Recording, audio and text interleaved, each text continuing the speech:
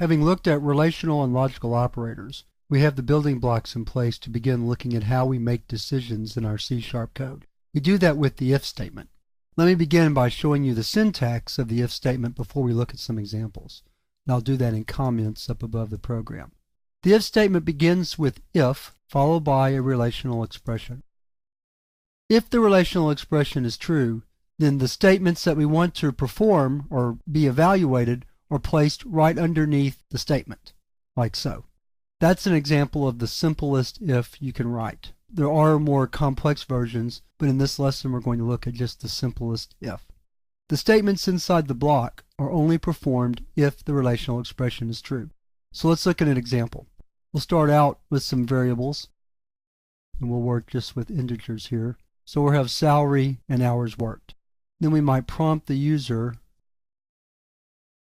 to enter their salary, and then a console read line.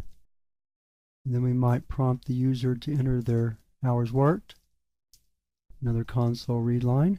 Then we might say if hours worked is less than or equal to 40, let's add another variable here.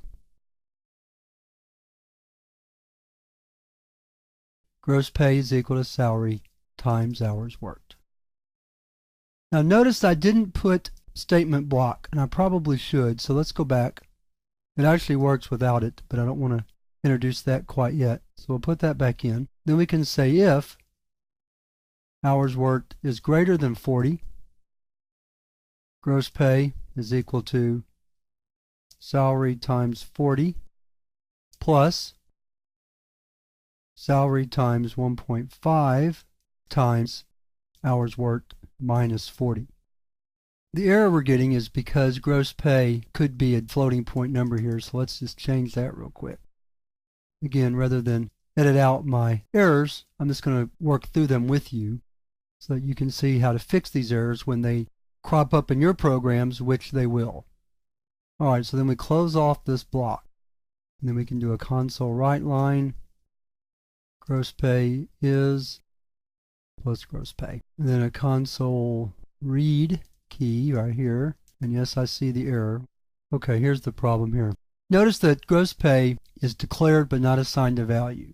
The values are assigned to it, possibly here and possibly here, but the compiler can't say for sure in which if statement value is going to be assigned.